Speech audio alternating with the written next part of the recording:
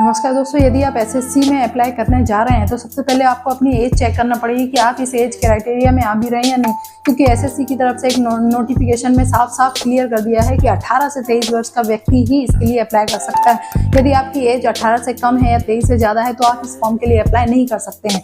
तो सबसे पहले हम जान लेते हैं कि इसके लिए हमें एज कैसे कैलकुलेट करना है, कैसे हमें पता चलेगा कि हमारी एज जो है वो 23 से ज़्यादा तो नहीं है या 18 से कम तो नहीं है, ये हमें चेक करना पड़ेगा। तो इसके लिए हम देख लेते हैं कि जो एसएससी ने इसके लिए क्या क्राइटेरिया निर्धारित किया गया है। तो एसएससी के द्वारा जनरल कैटेगरी के कैंडिडेट के लिए 18 से 23 वर्ष निर्धारित की गई है। यदि आप सामान्य श्रेणी से आते हैं तो 18 से 23 वर्ष के बीच में आपकी आयु सीमा होना चाहिए, और यदि आप ओबीसी कैटेगरी से हैं तो आपको इसमें 3 वर्ष की छूट दी गई है। आयु सीमा की गणना में आपको 3 साल और प्लस कर दिए जाएंगे।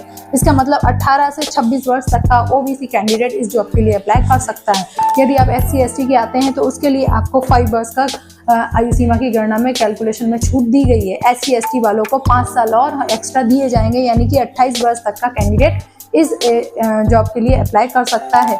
इसके अलावा हमें एक चीज़ और ध्यान में रखना है कि जो हमारी आयु है उसकी गणना कब की जाएगी। जैसे अभी सितंबर से इसके फॉर्म भरा रहे हैं, वैकेंसी के नोटिफिकेशन आया है, सितंबर से फॉर्म फिल करना स्टार्ट हो गए हैं, तो उसके लिए इसकी जो आयु सीमा है वो सितंबर से कैलकुलेट नहीं की जाएगी। उसके लिए इसकी आयु सीमा 1 जनवरी 2025 से कैलकुलेट की जाएगी। इसका मतलब है कि 1 जनवरी 2025 तक यदि आप 18 वर्ष कंप्लीट कर चुके हैं तो आप इस जॉब के लिए अप्लाई कर सकते हैं, और 18 से 23 साल के बीच के ही आप जॉब के लिए अप्लाई कर सकते हैं।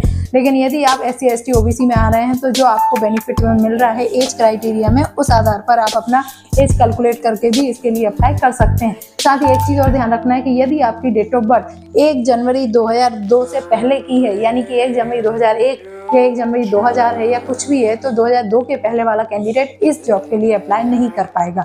और यदि 1 जनवरी 2007 वाला कोई है तो वो भी इस जॉब के लिए एलिजिबल नहीं है। तो ये दोनों चीज़ों को हमें ध्यान में रखना है कि हमारी जो एज है वो 1 जनवरी 2025 पर ही कैलकुलेट की जाएगी, 1 जनवरी 2025 के बाद नहीं और ना ही उसके पहले। यदि 1 जनवरी 2025 तक आप 23 वर्ष की आयु पूरी कर चुके हैं या 23 कंप्लीट कर चुके हैं तो भी आप इस जॉब के लिए अप्लाई नहीं कर सकते। 18 से 23 के बीच वाला व्यक्ति ही इस जॉब के लिए अप्लाई कर सकता है। तो जब भी आप इसका फॉर्म अप्लाई करने जाएं तो सबसे पहले अपनी डेट ऑफ बर्थ चेक कर लें, और वो डेट ऑफ बर्थ भी आपको अपनी 10th की मार्कशीट के आधार पर चेक करना है। कभी कभी ऐसा होता है कि हमारी जो ओरिजिनल डेट ऑफ बर्थ है वो अलग होती है और हमारी मार्कशीट में, हमारे डॉक्यूमेंट्स में डेट ऑफ बर्थ अलग होती है। हमें इन दोनों चीज़ों का ध्यान रखना चाहिए, क्योंकि जो हमारे डॉक्यूमेंट में जो डेट ऑफ बर्थ है वही डेट ऑफ बर्थ हर जगह मायने रखती है, वही हर जगह मान्य होती है, ना कि हमारी जो ओरिजिनल डेट ऑफ बर्थ है वो। इन दोनों चीज़ों का हमें ध्यान में रखना है। हमारी डेट ऑफ बर्थ हमारी 10th की मार्कशीट के आधार पर ही हमें उसी के आधार पे हमें अपना फॉर्म फिल करना है, और उसी के आधार पे हमको अपनी एज की कैलकुलेशन करना है। तो जब भी आप फॉर्म फिल करने जाएं तो अपनी 10th की मार्कशीट को जरूर लेके जाएं और उसी के आधार पे अपना सारा डाटा उसमें फिल करें। और बाकी की सारी जानकारी यदि आपको देखना है कि हमें इसके लिए और क्या क्या डॉक्यूमेंट लगना है, कैसे इसका फॉर्म फिल करना है, क्या इसका क्राइटेरिया है, वो सारी चीज़ें भी आपको वीडियो में मिल जाएंगी। तो चैनल पर जाके वीडियो देख लीजिए।